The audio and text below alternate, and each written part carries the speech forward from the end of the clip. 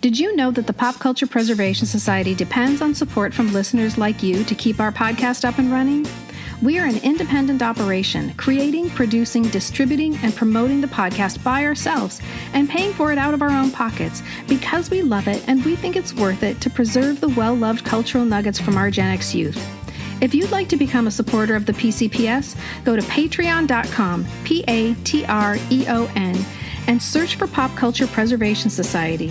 Our Patreon supporters are like our pit crew, giving us the fuel we need to keep on trucking.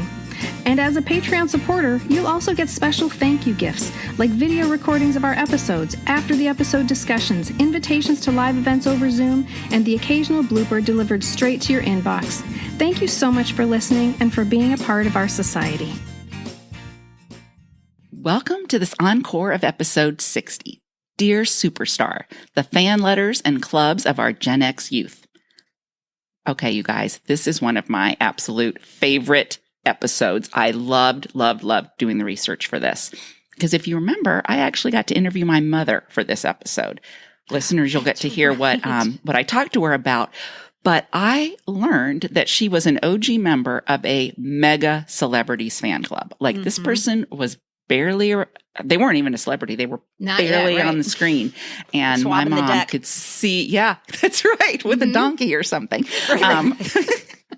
But my mother saw some star potential in this person and wrote a fan letter and lo and behold became a member of the fan club. And listening to her tell that story, it was so fun. It was like she was a kid again. She was just giddy with excitement.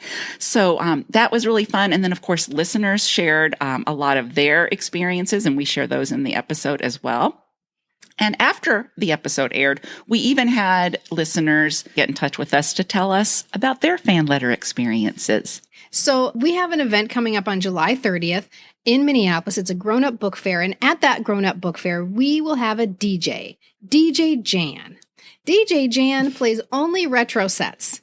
And her house is full of Tiger Beat magazines and records. It's like Disneyland for people like us. This will not surprise you. She was a big fan letter writer when she was a kid. And it turns out that she has one of those letters that her mom never sent. The story is so spectacular. This is the mid-70s, and she is very upset by a story that is in the news that has to do with the Captain and Tennille. And so she writes a letter to the Captain and Tennille, gives it to her mother to mail, but mom doesn't mail it. Her mom actually, and it wasn't a mom fail. Her mom is like, you know what? I think we're going to keep this for posterity. It's gold. And she put it away. Knowing full well that, you know, it might get to some office and then she'll get her signed 8x10 glossy, but her message will never get through. She felt like Jan's words were important enough that they needed to keep them in the family. And so her mother gifted Jan the Captain and Tennille letter. And now Jan is going to read it for us. Dear Captain and Tennille, I think it's great that you're not getting a divorce. Here's a picture of my dog and me. From Jan Berchtold. P.S. In the picture, I look a little different. I have a Tennille haircut and bigger glasses. P.S.S. I'm coming to see you at the state fair. Well, thank you, Jan's mom, for saving that gem of a letter and letting her share it with us. Wasn't that the sweetest thing? I know. I cannot believe the forethought of her to do that. Priceless. I love it. It's just amazing. Yes. Mm-hmm. Okay, so now when you guys see DJ Jan at the Grown Up Book Fair on July 30th, you're going to have a whole new thing to talk to her about. You're going to see her spinning records, and now she has an identity that isn't just this random person behind a laptop. She's one of us, right? And so all of you who are going to the Grown Up Book Fair on July 30th, you now know something about Jan, and you're going to walk up to her and you're going to be like a fan of Jan, a Jan fan. I'm afraid I'm afraid, though, if I request Captain and Tennille, it'll make her cry. Oh, she'll be so sad. We hope you guys are, we hope a lot of you that are local Minneapolis listeners and friends are going to come to our Grown Up Book Fair. We even have people flying in for this, you guys. Can you believe that? Is crazy. I can't believe it. It's going to be so much fun. We have games, we have prizes, and of course we have all the fun stuff that you're going to get at a book fair, but for grown-up you. So bring your lunch, your saved lunch money. And if you want to know more about our Grown Up Book Fair, just head to our website at poppreservationists.com and click the events tab and you'll find it there. You're smart. You can find it because you do have to register. for this event. Yes. Yeah. And the music is going to be awesome because of DJ Jan. Well, perhaps one of the coolest parts, I think, of this episode is the story of Willie Ames and his fan, Winnie. They wrote letters to each other for decades, and then something very special happened between Willie and Winnie. I don't want to spoil it because I want you to hear the whole story unfold in our episode. Then what's even cooler is that after our episode aired, People Magazine ran with that story because it's so sweet, because they heard us share it on our podcast. I think you almost challenged them a little, Michelle, because I don't know if you remember after I shared the story, you said, I can't believe that was never on the cover of People Magazine. That's right, you did. Yes, it's true. Mm-hmm. It is an unreal story. And so then we saw it in People Magazine. We're like, wait, what? And we just found out recently that that's how it came to be. So that was the you're reason. Welcome. Mm-hmm. You're welcome. That's People Magazine. Mm-hmm. So now, everybody, you've got to listen to the episode so you know exactly what we're talking about and what people found so interesting that they were able to get an exclusive with Winnie and Willie. So, everybody... I know. I can't. That was such a funny couple name. Winnie and Willie. They're called Wilnie. That's right. So if you have a fan letter sitting around, we would love to hear about it. We'd love to share it on our socials. So now please enjoy episode 60, Dear Superstar, the fan letters and clubs of our Gen X youth. Because I was too afraid. That made it too real. What That's if he very gets good it? Psychological analysis. What if he gets it and then he falls in love with my letter and then me and then I have to be his girlfriend in real life? And so and I'm only 9. Right, and I might have to choose between I'm my not family. ready to move away yet. I don't even wear a bra yet. Hello world, here's a song that we're singing. Come on, get happy. A whole lot of loving is what we'll be bringing. We'll make you happy. Welcome to the Pop Culture Preservation Society, the podcast for people born in the big wheel generation who raced home from school to catch Parker Stevenson or Andy Gibb or Henry Winkler or Christy McNichol on the Mike Douglas Show, which started at 3:30, of course. We believe our Gen X childhoods gave us unforgettable songs, stories, characters, and images. And if we don't talk about them, they'll disappear, like Marshall, Will, and Holly on a routine expedition.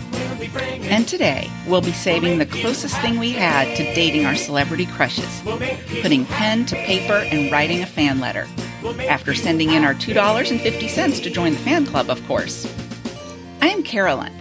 I'm Kristen. And I'm Michelle, and we are your pop culture preservationists. Hello world, here's a song that we're singing. Come on, get happy. If I could create a banana clip kind of thing that didn't hurt, because I went I just pulled it all back, kind of like that. And if I could have a banana clip on the back right of your neck. At the back of my neck. A banana clip for your neck. Your skin. Yes, it a really, skin banana clip. It really pulled it back a little bit. Mm-hmm. So I just want those tape things that hold you put under your hairline. Well, yeah. A lot of famous people, like older women, still wear them. And you tape just right here little. and it holds just a little bit and it just holds your skin up. You know what I saw this weekend that is related to this, I promise?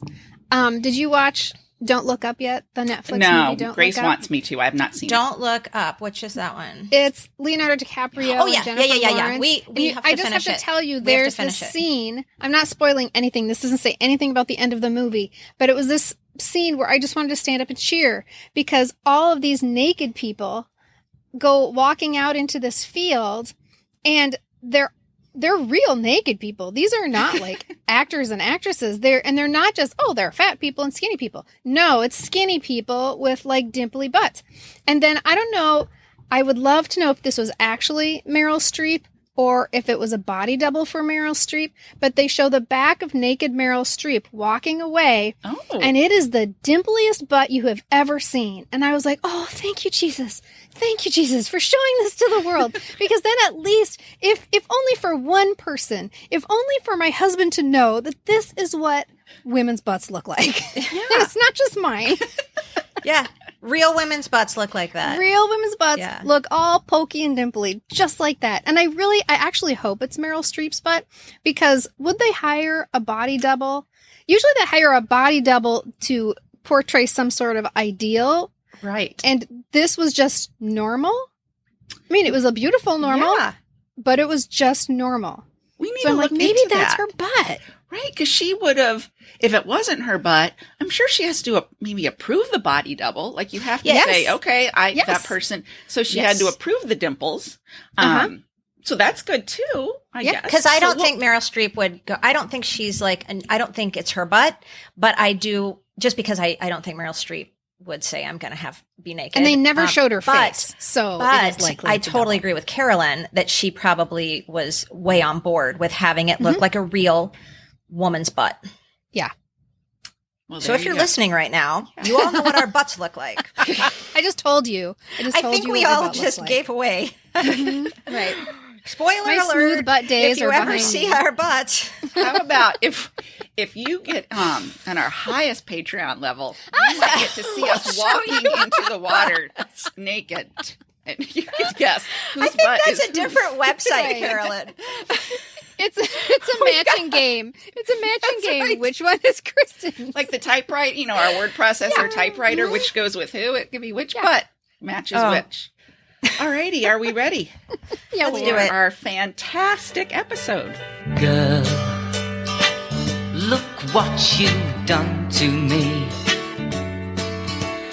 Do you guys remember what the most watched episode of the Brady Bunch was? Kristen, I think you told us. I'm raising Okay, my raising your hand. Yes, Kristen. What's the answer? It's my favorite episode of the entire 92 years of the Brady Bunch, which is Getting Davy Jones. Yeah. Isn't it the most popular Brady Bunch episode just of all? Anyway, generally? It's the most repeated episode of any TV show ever. Oh, that's right. Yes. Oh, ever. Oh, my gosh, I forgot that. I thought it was just TV the Brady show. Bunch. Of any Not TV just the show. Brady Bunch. Well, what do you think? The most repeated I was show going to ever. say, well, Kristen, since it's one of your favorites, can you give us just a quick Kristen-like recap of what the episode was about? Okay, so Marcia Brady is the president of the Davy Jones fan club at Fillmore Junior High, and they need somebody to perform at their prom. And so Marcia decides to write to Davy Jones and ask if he'll perform at the prom, because last time she got a letter back from one of her fan letters, and he said, if you ever need anything, just let me know. And she's like, well, he said. Right. So this all culminates in her showing up at the studio when he's recording a song, and we get to see Davy Jones in the studio with his big headphones on, staring adoringly up at the mic, singing, Girl, look what you've done to me. The classic Davy Jones song, Gull.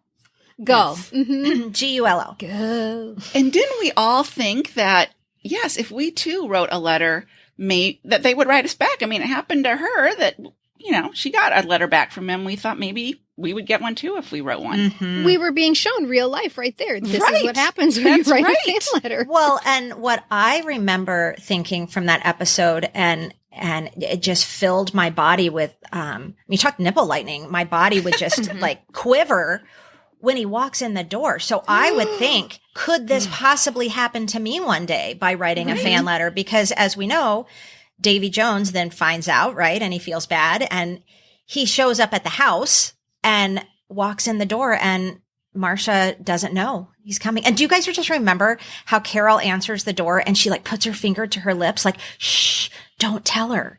And he's walking, and he's got the album covered up. Oh, I get goosebumps just thinking about it, because I would be Marcia in that moment. Well, and I wasn't course. a Davy Jones, I thought he was fine, but I wasn't like a huge fan. But I would put myself in her position, and that could be anybody walking around the corner. Can you imagine? Just knocking on your door. Yeah. But because you wrote him a letter and then he shows up at your door. That was shows up at your door. fantasy. That was like the end game that you wanted and that you thought was possible. Right. You did think that was possible. And I think, again, she was also president of his fan club. So I think she, thought that might give her a leg up too. Now, this episode aired in 1971, you guys, which happened to be when the heyday for fan clubs really began. So there were obviously fan clubs in the 50s and 60s, but nowhere near the cool stuff that you got if you joined a fan club in the 70s. But I do have a really cute story to share about a fan club in the 50s. You guys ready? I think when I learned this, it was the first time that I realized that my mother was once an adolescent and went through puberty and had feelings like me. So, in 1955, she and her friends went to see the movie Francis Joins the Navy.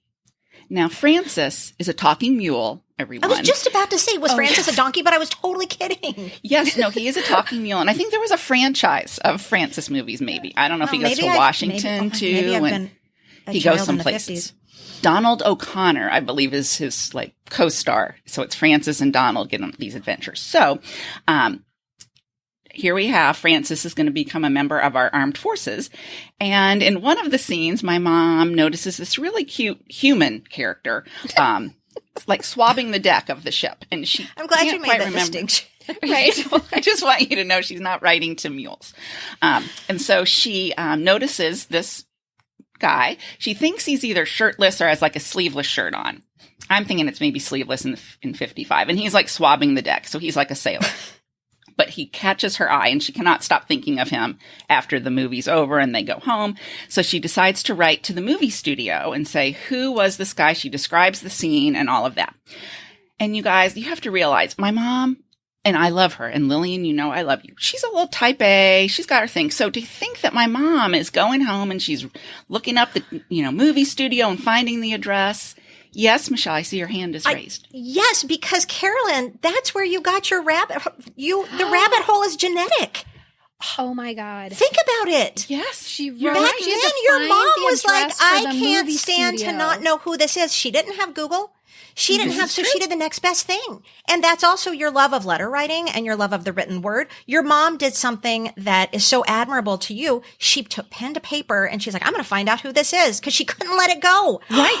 She couldn't. So, you guys, she was super excited when a couple weeks later, she got a letter back. Okay. Inside the envelope was an 8x10 black and white photo of the person who, God. I'm going to tell you in just a minute who it is. I'm leaving you on the edge of your seat. This was this person's first credited movie role ever. And this would be Clint Eastwood. So my mother noticed Clint Eastwood before he was really Clint Eastwood. Oh my God. With the picture was also a letter from the president of the Clint Eastwood fan club, the one and only Clint Eastwood fan club at the time, because nobody really knew who he was. Was it Clint Eastwood who was the president? No, it was, I didn't get the woman or the girl's name, but she was inviting my mom to join. And my mom joined. So my mom, you guys, is one of the charter members of the official first Clint Eastwood fan club that started in 1955.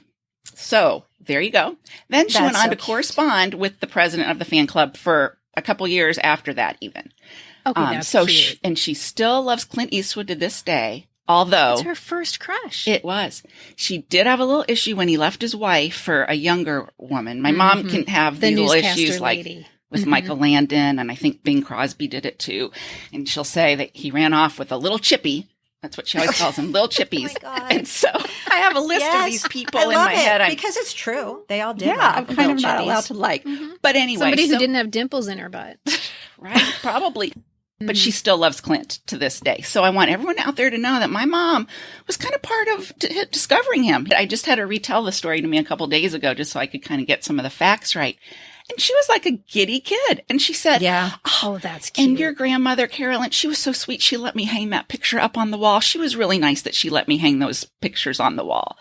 And it was just like she was, a kid again. It was really sweet. See, that just shows her child is still living inside her. Well, were you guys members of any fan clubs? I wasn't. And I have just, thanks to research for this episode, I've discovered why, which I'll discuss later. But I do have a friend who was the president of the Sean Cassidy fan club. And I'm like, wow, for the whole world? You're 10 years old. I never understood that thing. And I don't know if she knows the answer either. Like, was she just the president for her neighborhood or for the whole world? I don't understand how that worked. I don't remember. And I feel really disappointed in myself if I wasn't, because I was such a fangirl and am still such a fangirl. But I feel like if I would have been, I would have kept something. And I think if I would have been, it would have been Donny Osmond. It would have been Scott Baio. And I feel like I'm certainly familiar with all the ads in Tiger Beat and everything showing. And my sister, I know, was of Hardy Boys because she still has her official card, her membership card. I just feel like I don't have, but then again, like I said, I've lost a lot of memories. I don't know why. Well, what was interesting was, I mean, it became a whole industry, the fan club industry in the 70s. Yeah. So before it was kind of the studios would kind of take care of it, kind of like you just said, Kristen, and then it would get passed down. And then eventually, if there was a fan club already placed with that person, but it was not to the degree of fan clubdom that we came to know, where publicists, TV, networks were all part of getting these things out there and in our faces. So, for instance, I'm going to just read you a little bit in the back of the Sean Cassidy concert program that our friend Shane was so nice and got us a bunch. You could join. And this is a vintage program. This is not from our recent concert. This is from 1978. I think it was 8. 77 or 78. And I would say that I would wonder if I sent $5 plus $1 for postage and handling now to the address printed clearly on here, what I would what would happen? Get, what would happen. But this fan club was called the only official Friends of Sean Cassidy fan club. So maybe there were some unofficial ones out there, but there's one called AAA Sean Cassidy fan club. In the yellow pages. Right. Mm-hmm. There's actually pretty much 2 main companies who kind of ran these fan clubs. One, interestingly enough, was called the Fan Club Corporation of America.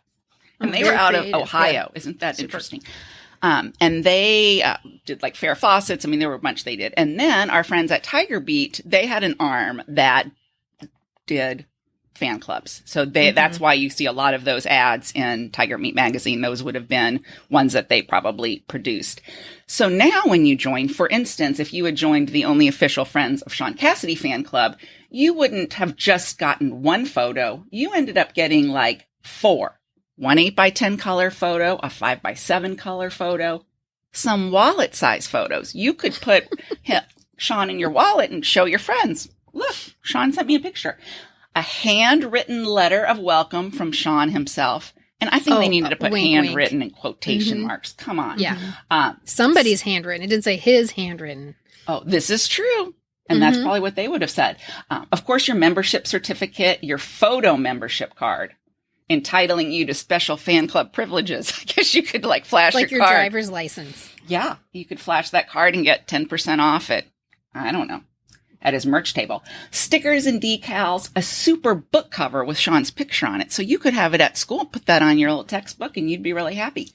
And as a fabulous bonus for fan club members only, they had a monthly drawing that they would pick 10 people every month, and you could get a giant, they don't say how giant it is, color autograph poster of Sean and a chance to receive a birthday card personally from Sean himself. Yeah. Can you believe that? He's going to be busy. Yeah. So I think that was a great investment for $6. So I figured out why it was that, because I was like you, Michelle, like, why didn't I join a fan club? There were so many opportunities. I was disappointed in myself. I was also very disappointed in myself. But upon further examination, it was the $2.50. That's what I thought too, Kristen. Well, for sure. Everything was $5 in all the Tiger Beats that were around the age I would have been. And I thought that's exactly what I thought. I thought, it's the money. You got it all, but when I had that money, I don't know that I trusted that I could just send it in the envelope or that I had it. Or would my parents approve of me spending my money that way? I can just hear my mom being like, that's just throwing your money away. It seemed like it was off limits to me somehow. But I decided to do a little experiment because I was questioning. I was going through this existential trauma of why did I miss out on this opportunity? And I thought part of it is that I didn't really know how. Part of it is the money. So I decided to go through my record collection and just see where did you get this information about fan clubs? And I found fan club information on the backs of quite a few records. I've got the Partridge Family. I've got Bobby V, Donnie and Marie, the Monkees, David Cassidy, certainly, the Bay City Rollers, and Sean Cassidy. They all had fan club information on the record itself. That's brilliant. Okay. It's so brilliant. It's so brilliant. And I just think that the things that you offered, like if you were going to do some comparison shopping, I think the Partridge Family is definitely where you come out ahead. I got some serious retroactive FOMO when I saw what you got when you joined the Partridge Family fan club. Okay, so here it is. It's actually what it says. Here it is. And this is on the back of the Partridge Family Sound Magazine album. An all-new 1972 Partridge Family fan club. Join today and receive a sizzling, dazzling, fun-packed new Partridge Family fan club kit jammed full of the greatest goodies ever. A special record featuring the voices of David, Susan, Shirley, Danny, Suzanne, and Brian. They'll tell you everything you've been waiting to hear. I don't know what they mean. Are they just talking on this album? Mm-hmm. A brand new book, Growing Up with the Partridge Family. It's a complete history of every partridge with a startling prediction section for the future. Now, I think they're talking about the characters here, not the act, because they're not real people, right? A Partridge Family poster, a super group shot of your favorite family just posed to decorate the wall of your room. You get autographed wallet-sized portraits. It seems like the wallet-sized photos were really popular. Mm-hmm. You get them of every cast member. You get a new membership card signed by David Cassidy. You get Partridge stickers, dozens of all new stickers for your letters, mirrors, and notebooks. Plus, the giant extra bonus, which is a huge, living, kissable, all-color 17 by 22 pinup poster of David Cassidy. Don't wait. Join today. Send your name and address plus $2 to Partridge Fan Club. Do you think that's the poster that your friend had or someone you knew had, that he was their boss? They would pretend he was their boss, and then they had to kiss the boss on the way out the door? That was Tony. Yes. Yeah, it was Tony. That's right, yep. Tony. I know Tony's listening. They would play Office, and they had to kiss the boss on the way home from work. Well, yeah, we were so lucky in the 70s because when we wanted to join a fan club, like if you didn't have the record album, mm-hmm. we basically had like a phone book, like a fan club directory right at our fingertips, right? Because we were getting all our information from this periodical anyway, and that was Tiger Beat. Like Tiger Beat, every issue was just bursting with fan club information and signups. And honestly, like if you didn't see one you wanted to join, just turn the page because there'd be another one on the next page. And it wasn't just fan clubs; it was color books and poster books and everything you can imagine. They had so much stuff for you to order. So much stuff. It's just so much propaganda. So I happen to have a stack of Tiger Beats from 1978 that I recently scored on eBay. So let me read you some of the fan club info I found in these issues. Cause, if you're listening and you haven't heard your favorite yet, maybe you will now.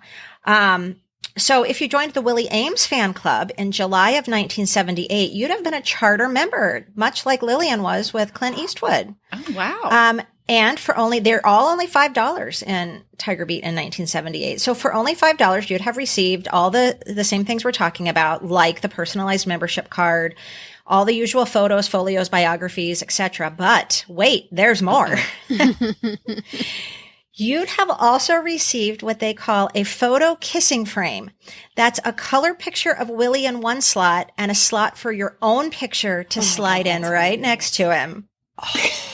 Wow.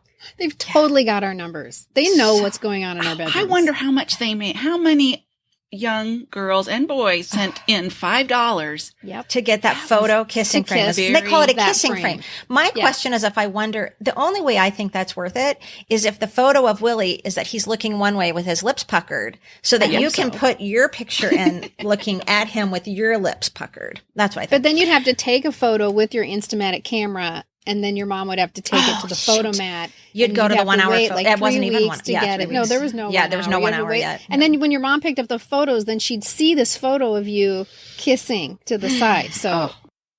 Okay. Anyway, so also in Tiger Beat, I found in 1978, I loved this one. You could have become a charter member. So again, we're getting it on the ground floor of the Charlie's Angels fan club. I love that one. Yeah, that would I have feel been a fun like maybe one. if I wasn't an actual member of the Charlie's Angels fan club, I may have claimed to be one. Like maybe I thought all you had to do was say you were a member of the fan club, and you were. Kristen, so I didn't get anything. Dishonest. No, I think I thought I wasn't. Carolyn and I, our mouths are just open, like.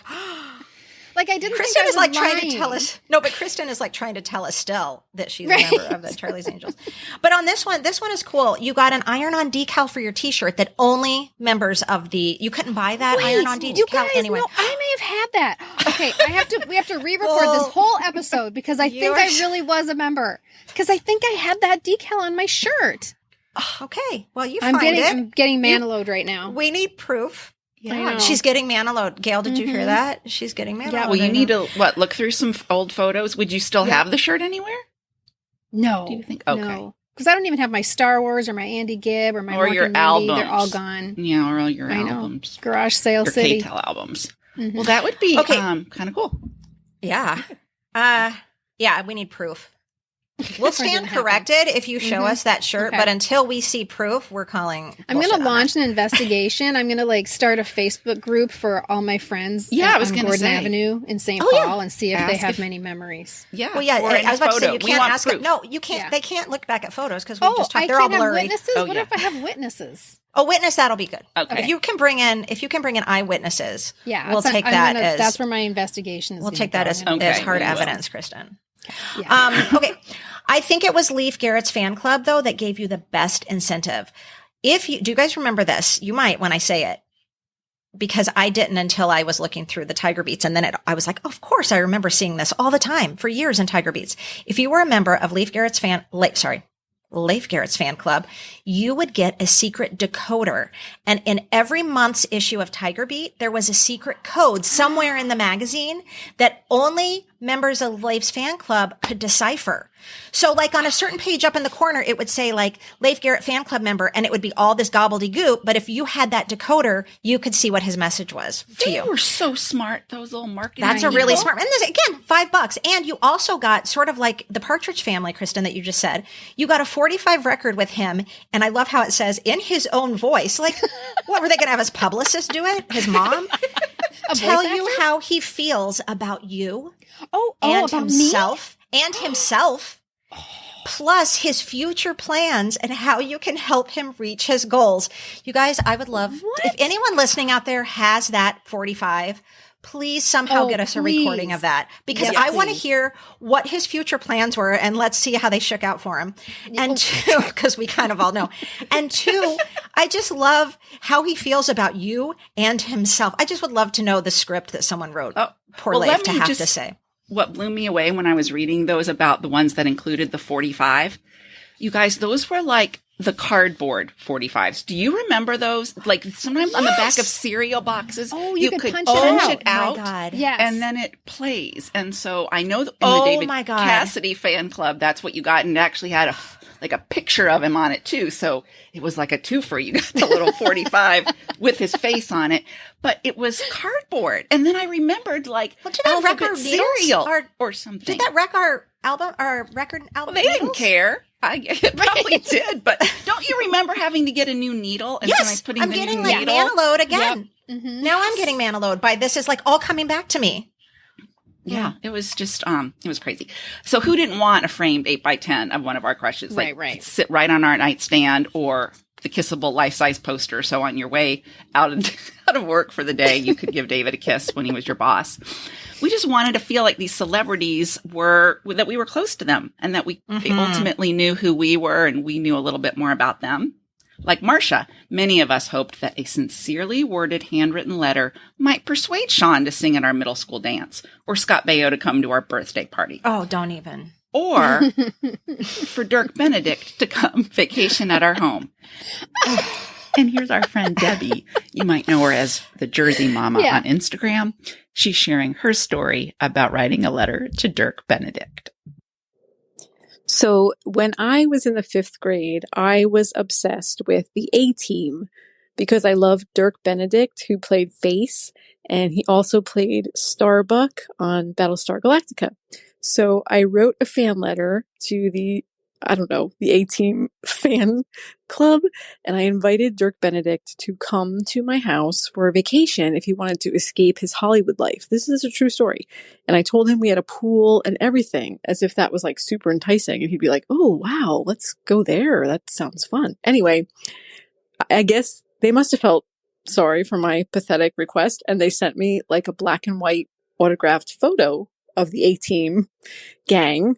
And it was printed. It wasn't like a real thing. But I remember the time that I took a Sharpie and I traced over the printed signatures on the photo, and I tried to convince everybody that it was really signed. Come vacation at my home. God, that's such a funny story. Isn't that Such funny? I love her so much for that. Like Yeah. that she Right. did that. I agree. That was so funny. And she thought because she had a pool in her house that would be the ringer. That was why he would come all the way to, I'm assuming maybe New Jersey, because she has a very distinct New Jersey accent. So I'm thinking, yeah Dirk is going to fly from LA to swim in my pool in New Jersey. The vacation. Where are you going on vacation? New Jersey. That's right. He needs to get away. Well, that's pool. what he needed a break, you guys. Yeah. I love that Debbie thought that. Yeah. And also on another note, I love Dirk Benedict too. I just thought, I love Battlestar Galactica. And Richard Hatch was the other cute guy. I wonder what happened to Dirk Benedict, though. I might have to look that up. He's probably dead or not. I'm going to say not dead. No, not dead. No. Not dead. And his name was Starbuck. I'm going to guess that both of them aged very well. Yeah, I think who aged well? Richard Parker Hatch. Stevenson aged well. He's still a cutie. Yeah, he looks lovely. And not all of our fan letters went to celebrity crush guys. That's true. Here's a speak pipe we got from our listener, Maria. Well, I must have sent quite a bit of fan mail because it was the 70s and 80s. Of course, you sent fan letters. But the one I recall more clearly is I wrote to Punky Brewster. I wrote to Soleil Moon Frye. I don't know where I got the address. I guess it was at the end of the TV show, maybe. But I got a postcard that was made to look like it was handwritten by her, like with a Sharpie, but was obviously, mass produced for the fans. And I remember being so excited about it. I am embarrassed to tell you that I had now looked up the years, and this was 1984 that the show came on the air. And I was already 12 when the show started. So I guess I was still hanging on to my childhood, but I really, really loved Soleil Moon Frye and loved the show and just admired her so much. So that's my memory of fan mail. And Maria, you do not have to be embarrassed for liking Punky Brewster. That was a cute show, and none of us have to apologize for the shows we liked or the celebrities we fangirled after. We also got an email from Rebecca, who is from the TV Tangents podcast, and she shared a story about her crush and writing a letter. It was John Stamos from Full House, and that was her favorite. But she realized that he probably got a lot of fan letters, so she wrote him one, and she also wrote, to help her chances, she wrote one to Uncle Joey. So what was his name? How do you pronounce his name? Dave. Dave. It's It's like French. It's a French word. I can't say it, but yes. You would know. Coulier. That makes sense. Oh, yeah, Kristen, we have an expert right here. And you might have to take all that out. So I'm going to read you what she wrote. She said, when I was in 8th grade in 1989, I wrote a fan letter to my then and still celebrity boyfriend, John Stamos. I expected a heartwarming reply as seen on TV, probably like Marcia, written and folded and mailed in an envelope. To up my chances of getting any reply at all, I also sent a letter to Dave Coulier. Is that right, Kristen? Yes, you're doing that, actually. I think that's right. He wouldn't get as many letters as my boyfriend, John, so he would maybe be more likely to reply. Several weeks or months later, I was innocently sitting at home after school, probably watching the all-new Mickey Mouse Club, when the mail came. My mom yelled out, "Becky, you got a postcard from Uncle Joey." And all my siblings came running because they couldn't miss an opportunity to make fun of me. I almost died right there on the blue carpet.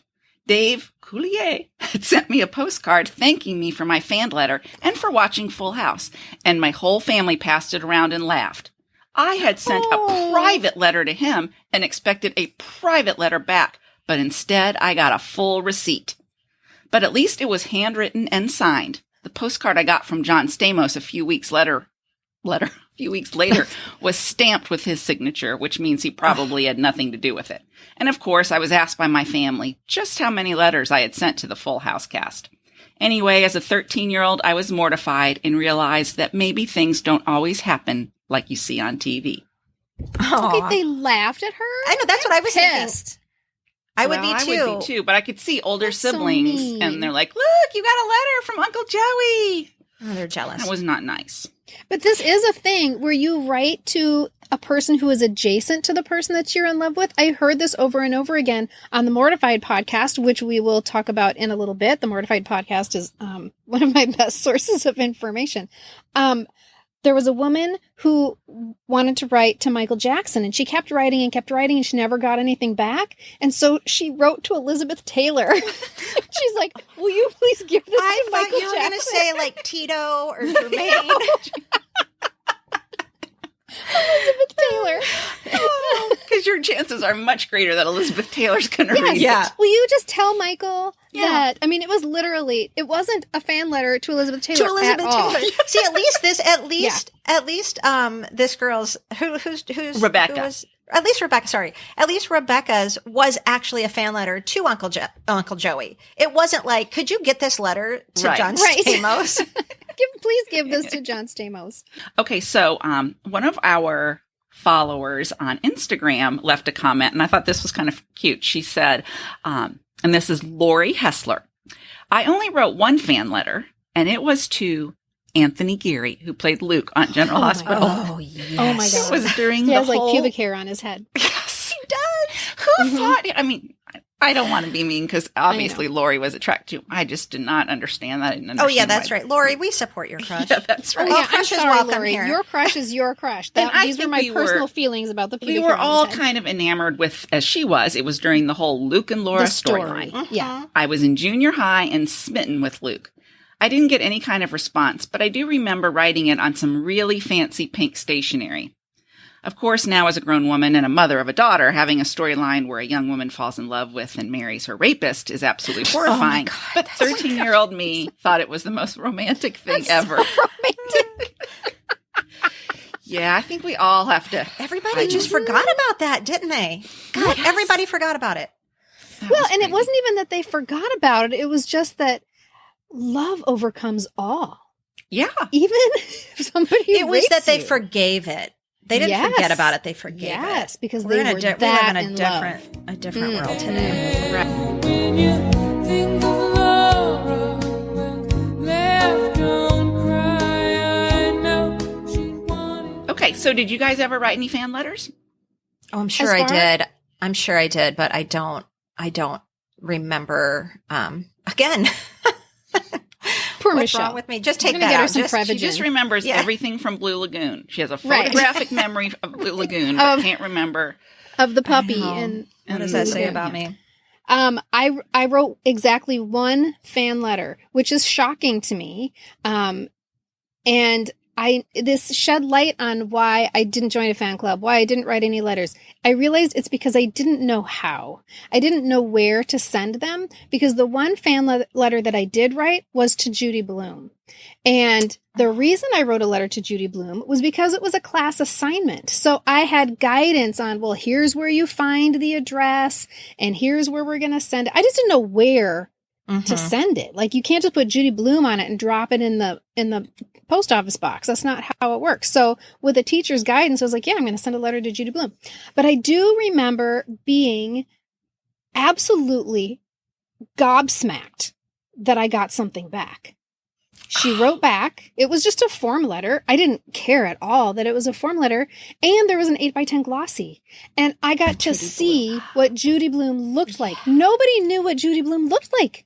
She was not a person that we thought of as an image. We read her books. And she was beautiful, because this is like 1978. She was beautiful. And we just like stared at it. We thought it was the most amazing thing. But then I remember at one point, somebody just casually mentioned to me, well, you just write to the address that's on your record. And I remember picking up my Sean Cassidy record and looking at the address and being like, what? That's it? That's how this works? That's so easy, yeah. I was just going to say that I don't have like a specific memory of writing a letter to Scott Baio and sending it to him. Like, hello, my name is Michelle. You know, I'm 10 years old and I live in blah, blah, blah. But I do have very specific memories for years of writing many, many letters that I would never send, like pretend letters where I'm his girlfriend and he's my boyfriend. Or as I got older, my friends and I would write in middle school and early high school. We would write notes back and forth to each other when we pretended we were all wives of Duran Duran. So we would sign it. You know, I would always sign it Michelle Laban, and, you know, would be like would say like, oh, well, you guys want to come over tonight? The boys are on tour, you know, this kind of stuff. So we would write, or we would write letters to, you know, I can remember like a fantasy world, right? The writing letters. And I think it kind of goes back to, if I have to think, why didn't I I bet you anything, you guys, it's because, do you remember when I told you I saw Scott Baio in concert? You guys are like, yes, Michelle, my God. Yeah.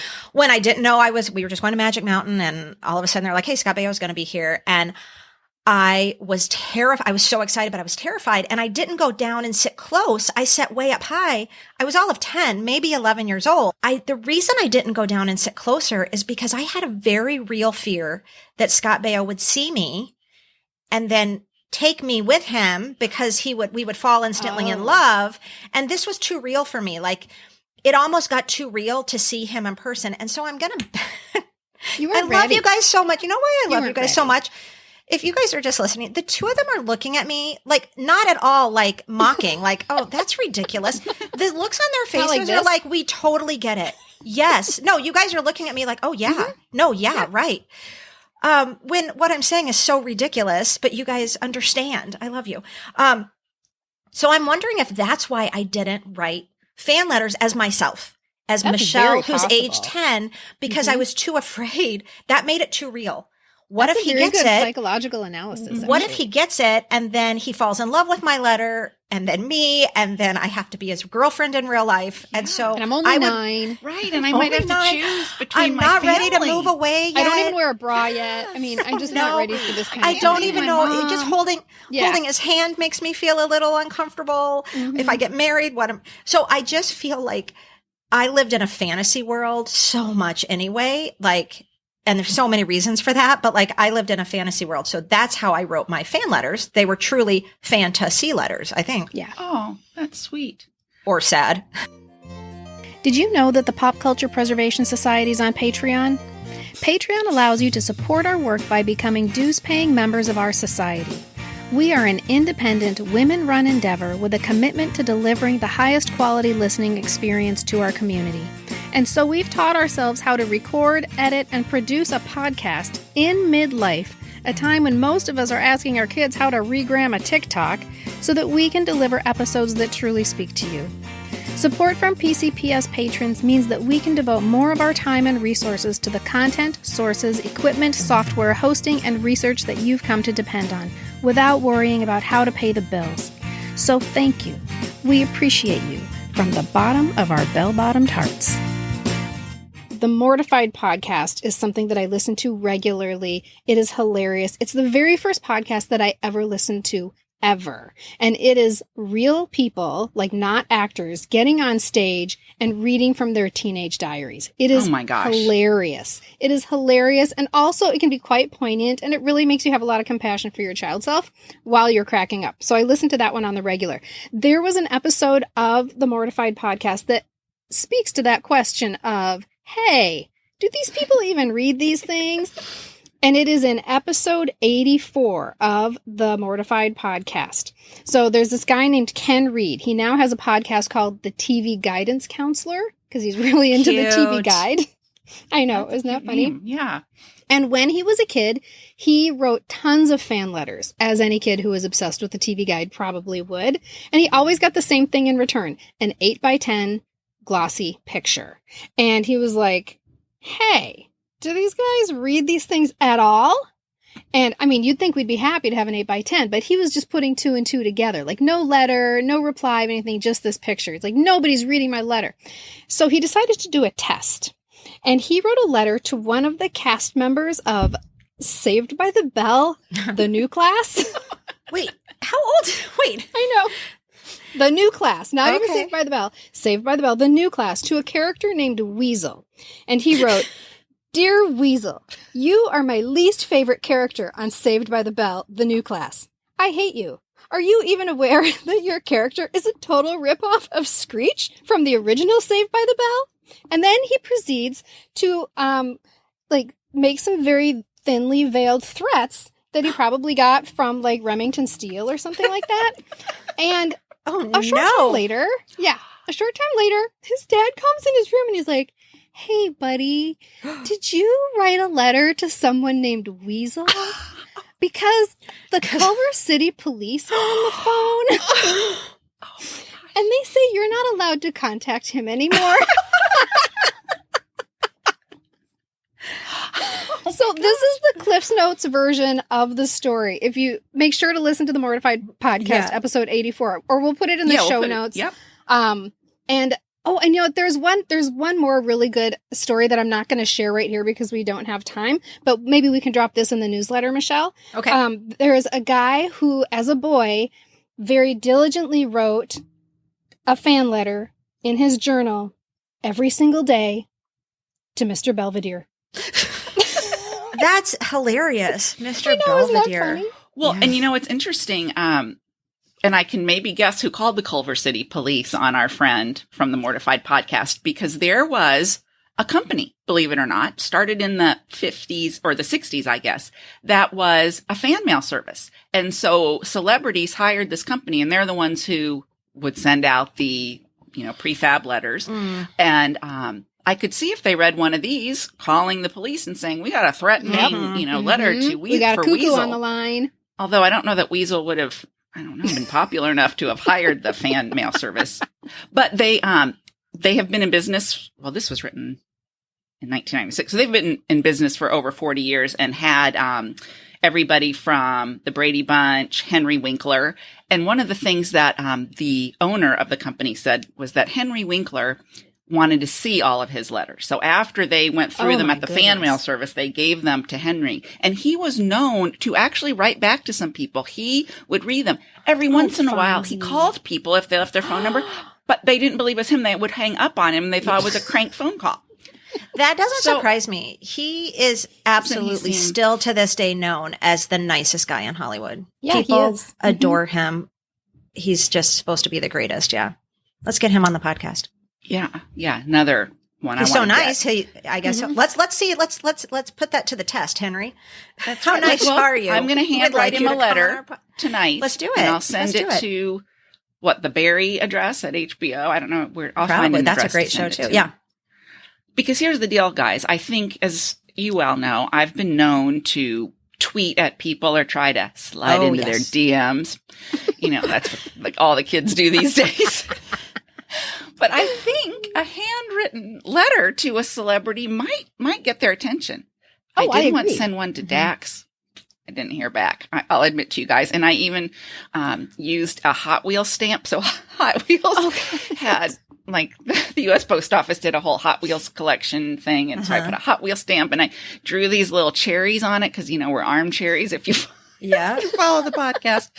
And I had a bright yellow envelope, I was sure. And I sent it to the address on the website, which I'm sure is just some. I'm just reminding you that Carolyn is 56 years old. I would like, though, to know, but Carolyn is a diehard Dax Shepard fan. So I would just love to see that letter because how did you cross the line from superfan to stalker? I didn't. I thought it was very professional. Here's the deal, you guys. This is another one of my fan letter hints. If you don't come at them with all the stuff that everybody else comes at them. I'm standing outside your door right now. It was nothing like that. And I wasn't goo-goo over parenthood or idiocracy or any of those things, which are all great, Dax, by the way, because I know one day you're going to hear this. But he's an excellent writer, you guys. I read this one essay he wrote many years ago, and he's a great writer, and good writers are my thing. I love words, and when they can put them together well, it's part of the sexiness that I am attracted to in Dax. I didn't tell him that part, but I did say he was a great writer and that I had read this essay and it was about when his father was dying of lung cancer. And I told him about my dad and his journey through that. And I really thought I tugged at his heartstrings and he would respond, but I don't know where my letter is. If you haven't read it yet, Dax, Monica, anyone, please go find it and read it now. It's on his nightstand right now, I'm sure. Yeah. Aww. So it's never too late to write. So anyway, I come back to that I'm going to write to Henry Winkler. And I think that's a great idea. Maybe we can tell him about my brother who is he's actively working in therapy on his what he calls his inner Richie and his inner Fonzie. Yeah. Oh, these are the two people within him, and he's trying to figure out: am I Richie or am I Fonzie? I don't know. And speaking of writers, Henry Winkler's written 35 children's books. So yeah, he does. Mm-hmm. Yeah, so that's another reason why we're probably attracted to him. So it's apparent that most celebrities don't write back, and if they do, it's a form letter. So what's all the more exciting is if someone actually writes a fan letter and something real comes of it. Yeah. And something really big. Listen to this, you guys. Okay. Oh my gosh. This story, this is going to knock your socks off. Your purple socks. What? Mhm. So this comes from Leslie Pitt Schneider, who is the founder of a nonprofit called Project Lolo that provides access to orthopedic care and devices like prostheses and wheelchairs for kids in developing countries. Oh, wow. She's done some really Yeah, big things, you guys. And part of that might actually be due to a fan letter that somebody wrote to Donny Osmond. Okay, I have chills. No lie. No lie. Okay, so Yeah. here's Leslie's story. When she was 6 years old, she lost her left leg in a terrible accident. And it was the first day of summer vacation. She was playing Barbies at her friend's house. And when she hopped on her bike to go home, she was struck by a dump truck that was loaded down with gravel. I mean, it's horrific to think about. And her leg was crushed underneath the front wheel of the truck. And ultimately, the leg could not be saved. 6 years old. Oh. So she spent the entire summer at the Mayo Hospital in Rochester, Minnesota. And while she was there, her 12-year-old cousin, Louise, did something amazing. So Leslie was a huge fan of Donny Osmond. She loved Donny Osmond. So Louise wrote a letter to Donny Osmond's fan club. And she told him what happened to Leslie. And she asked if he could do something for her cousin. And at this time, his fan club was run by his mom. And so Donny's mom must have seen Louise's letter, and she must have been moved by it, as you can imagine a mom would, Sure. right? Because she writes back. Olive she wrote back? Yes, yes. You guys, She writes what year back to was this? Louise. What year? Let's see. She was 6, so like 1974, 1975. Okay, so can you imagine just the amount of letters Donny Osmond was getting Oh my in God. 1974, 75? So I the know. fact that Olive even read every one of them is astounding and speaks Yep. really highly. We've talked about this before, that family, like they, very respectable. Something, yes, agreed. Something in their Mhm. hearts is speaking to the world, right? Because she writes back and she agrees that they need to do something for Leslie. And so, Heart. I know, can you even believe it? So they arranged for Leslie and her whole family to fly to Grand Forks, North Dakota to see the Osmonds in concert. Aw. But Donny's mom doesn't stop there. So listen to this. Here's Leslie telling her story to me. And we, along with the tickets, got to have a backstage pass to meet the Osmonds. So we got there, and I have to tell you that I had to have a special dress, a purple dress, of course. Oh, God, of course you did. And my mom made it, so it was like a gingham check, purple and white check with a long dress. So we went backstage, and it was all pre-show, and so we got to meet all of the Osmonds. I mean, like Donnie, Marie, Jimmy, Jay, Alan, Wayne. I know. I'm trying to think. Who are all the Osmonds? There's another guy. Is there? Oh, Alan. Alan. Yep. Okay. Yeah. And their mom, we got to meet their mom. She was Okay. there and lovely. I just remember she looked just like a really nice grandma. You know what I Oh, mean? cute. Yeah. And so I got to meet Donnie and Marie and Jimmy. I fell in love with Jimmy because he put his arm around me and I thought it was sweet. adorable. But yeah, so we got to meet them and then saw the show, and we were supposed to then go meet them afterwards. Marie, I think it was Marie, had said, well, let's meet after the show for pie. But listen to this. It gets even better. Oh my gosh. I can't I know. handle But it. wait, there's more.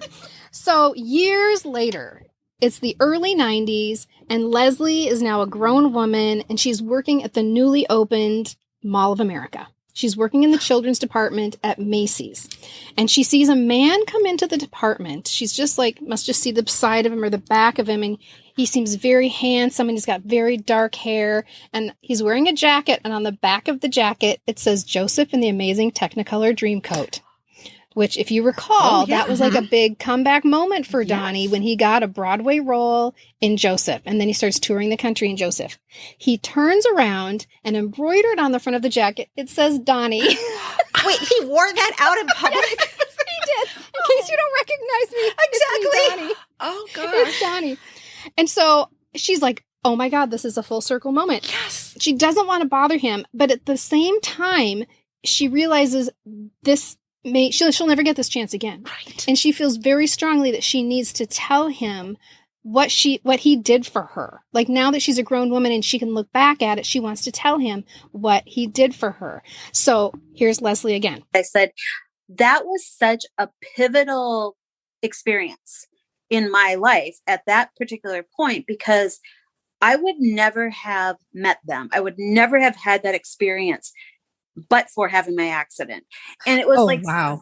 It was like such, I think it was such a foundational way that kind of just set my perspective on how I accepted, my accident and living with a prosthesis. And I think that was always, and still is, why I've always looked at it as like a gift, because I have been given so many incredible experiences I just never, ever, ever would have had otherwise. And he's like, wow, thank you so much, and shook my hand and walked away. And I'm like, okay, that's all I needed to say. Oh my gosh. I know. Isn't that amazing? All because of, and we talked about, Leslie and I talked about how Louise was 12 years old and she took on this responsibility of contacting this incredibly famous person with this special request. I mean, she took that. That's a big thing for a 12-year-old to do, I think. Right. And then to watch it unfold like that. Oh my gosh. Way to go, Louise. I know, Yeah. Louise. I know. That speaks volumes for the Osmond family as well. Oh, Don't yeah. you think? Definitely. I know. Okay, you guys, that was a pretty cool story, but I've got the ultimate fan letter dream story for you. Oh, and my it belongs to Winnie Hung. Okay. So Winnie was a longtime fan of Willie Ames. Wrote him a fan letter, much like we all would have done in the 70s. Maybe was a member of that charter fan club that you talked about. Oh my gosh. Michelle. I wonder if she got the kissing photo frame. She very well must have, or might have. So she wrote him a letter back then, and he said every once in a while he would grab a handful of the letters and just, read them. He's like, these girls are taking the time to write to me. Maybe I'll respond to a few. And maybe I'll call them. They're never going to get a phone call from me, but maybe I'll just go ahead and call. So he picks up Winnie's letter way back in the day, and he picked up the phone and called her and said, hi, I'm Willie Ames. I'm calling from Universal Studios. And she kind of didn't really believe it was him, but I guess he convinced her. And he said they chatted for a couple minutes, and she said, can I write you again? And we did. We wrote back and forth, never met, for 30 years. They were pen pals for 30 years. So yeah, they have this ongoing pen pal relationship, and not all the time. It wanes because, as we know, Willie went through some hard times. I mean, he was married twice. He had some addiction issues, really some difficult times. But he starts to get his life together, and he actually gets a LinkedIn request from Winnie at some point, because now he is working on a cruise ship. That was one of his first jobs when he's gotten sober, and kind of becomes almost a Julie McCoy-like position on the cruise line. And one day she writes and she just asks if he's ever going to be in Vancouver to give her a ring. So she lives in Canada, and maybe we can meet up. And he said, I'd never been on one that had gone to Vancouver, but he looked at his schedule and said, oh my gosh, I'm not only going to be there, I have to sign off to go to France to catch my next shift. So I'm going to have a little time there. So they decide, okay, after 30 years, maybe we should at least meet up, cup of coffee, whatever. He said, why don't I take you out to dinner? I'll give you a tour of the ship. And he said, when I saw her for the first time, I literally could not breathe. My knees started to go weak. We had the most amazing evening. It was like we'd known each other our whole lives. And he said, because we did. Yeah. And he had written to her. She was his closest confidant through a lot of this stuff. Oh, what? Wow. So I asked her to meet me at the airport before he left for France. And I walked up to her and he said, I'm going to marry you one day. So we sailed together for a year. And later her sister said, she's been waiting 30 years for you. She's never been married.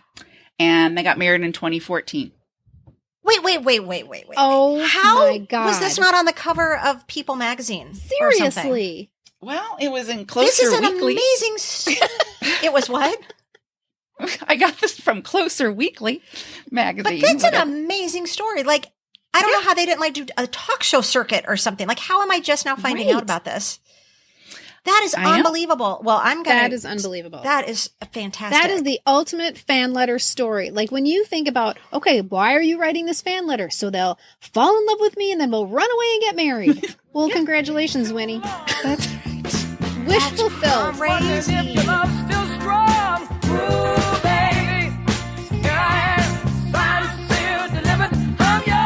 So you guys, I think a really good question to kind of ponder and discuss is, what is it that we really want from these letters? Why are we writing them? What were we after? What were we hoping to get? I think I told you earlier, I was terrified that I'd get a marriage proposal back. Or 8 or 9. Yeah, I know. And I think on some level, it's about stuff. Like some of us are really pleased as punch to get a signed, autographed 8x10 glossy. And so on the most basic level, I think that's part of it. But as many of you know, because it's now been announced on our social media, I have my first book that will be published soon. Not really soon. It's like 18 months from now. But anyway, it's a novel for middle grade readers about a celebrity crush. And I had to think about this question, this why, when I was trying to imagine what Millie, my main character, would do about her crush. So even though it's a modern day story, I felt like I needed to honor this tradition of writing fan letters. And her grandma Cheryl makes the suggestion that she writes a fan letter, like an actual pen on paper letter, because it could be the only way to stand out these days, right? When everyone's commenting or liking or DMing, can you imagine getting an actual letter? He would notice you for sure, right? You would stand out from the crowd for sure. For sure. So why, I had to think about this. Why did Millie do it? Why does Millie write a fan letter? And this is what I figured out. She needs to do something, right? Because you have so little agency in this sort of love affair that is very one-sided. It's one of the only things that you can do if you're truly in love with the celebrity. Plus, if he reads this, he'll know I'm alive. Right? You start to feel seen. So Millie imagines him, her crush, Rory Calhoun is his name, reading it, touching it. And for that moment, when he's reading it and touching her letter, they're connected. Right. There's a thread that runs between the two of them, right? It's like being seen by them. You cannot deny that there's an element of fantasy fulfillment in every attempt to write a fan letter, right? Even if it's unspoken, even if you don't dare to speak it out loud. So Millie's friend Shauna challenges her on this very issue. What do you want, Millie? What do you want from this fan letter? And Millie's very sheepish. She's like, I don't know, an autograph or something like that. And Shauna's like, get real. You want him to fall in love with you.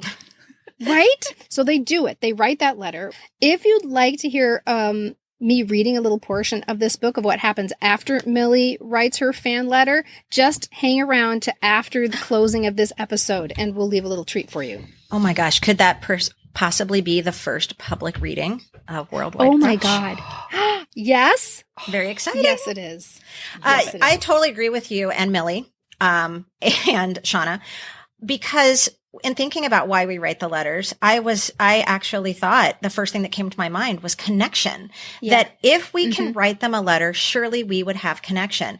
And if they read our letter, if they actually read our letter, they will know we're alive. And I think, like so many things from our Gen X childhoods, I think the fan letter could be a thing of the past. Something that's kind of been reduced to a fan tweet or a fan DM, which is not the same. I don't think that's going to lead to you getting married to your crush. I just don't. Which makes me think that this is something that needs to be preserved and studied, like in the Smithsonian. So if you have unsent fan letters or replies to your fan letters somewhere in your attic, go find them. Because I swear to God, I think these could be cultural artifacts. Take a picture of them for self-keeping. Take a picture of them for safekeeping. Share them with the world or share them with us. And maybe that could be the next headliner for our newsletter. Who knows? Thank you so much for listening, everybody, today. Yes, thank you guys so much. And we look forward to being with you again next week. And as always, we are closing out this episode and closing out this really fun season by thanking all of you for your support, by sharing our podcast with others, and by clicking those stars and leaving a nice review. You guys, we go back and read all the reviews on Apple Podcasts from time to time just to boost our confidence and to remind ourselves that people are loving our silly conversations and that they're more meaningful than we sometimes realize. And to those of you who take your support to the next level on Patreon, a huge, tremendously giant thank you. Honestly, you guys are what is quite literally keeping us trucking.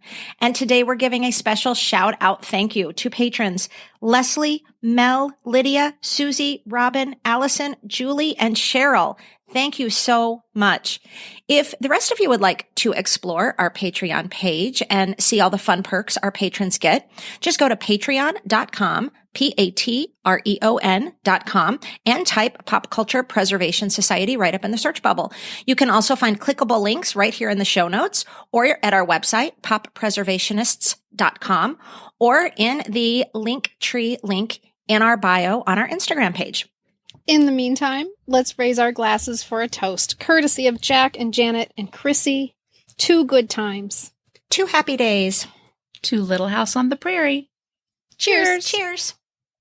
Stop, whoa, yes, wait a minute, Mr. Postman. Wait, Mr. Postman. Please, Mr. Postman. So welcome to the very first public reading of Worldwide Crush. This is what happens after Millie writes her fan letter. We fold it and we put it in an envelope decorated with bulldog stickers. Shauna asked the Google about the address, and Cheryl, my grandma, has left me a stamp. Where does it go? I ask, peeling the stamp off its paper and holding it over the envelope. Just anywhere, I think, Shauna says, waving her hand over the envelope. Really? Maybe I should put it on the back, where it's not so crowded. I turn the envelope over and I look for the perfect spot. Oh yeah, the stamp is probably for sealing the envelope. Well, we only have 1 stamp, so maybe I should ask Cheryl so we don't waste this one.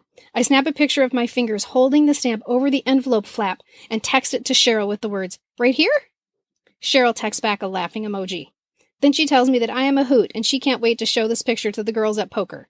Apparently the stamp goes in the upper right-hand corner of the envelope and it has nothing to do with sealing the envelope. And tell me, how exactly am I supposed to know this? So we fix the stamp and then drop the letter in the mailbox by the bus stop, which is very exciting because I've been looking at that thing for years without knowing what the heck it was. Shauna does the actual dropping because I'm too nervous. I keep holding it over the open space and then pulling it back, chickening out. Finally, she grabs it from my hand and lets it fall into the darkness, completely out of my control and on its way to Rory Calhoun. Oh, I have And goosebumps. That's so great. And it's so true that hovering over in those blue mailboxes, you can't get it out. It's not like sticking it in the mailbox in your corner or right at your door. You can't get it out. I mean, yes, it's like it's gone. So you're It's kind of terrifying mailing a letter. Well, and maybe she was feeling like Michelle, like, what if he asks me to marry him? Then what am I going to do? Right now, I'm in a pickle. Right. Oh, you did that. Oh, that was so great. I can't wait. The information, opinions, and comments expressed on the Pop Culture Preservation Society podcast belong solely to Carolyn, the Crushologist, and Hello Newman, and are in no way representative of our employers or affiliates. And though we truly believe we are always right, there is always a first time. The PCPS is written, produced, and recorded in Minneapolis, Minnesota, home of the fictional WJM Studios and our beloved Mary Richards. Nanu Nanu, keep on trucking, and may the force be with you. We'll keep moving on. Something always happens whenever we're together. We get a happy feeling when we're singing a song.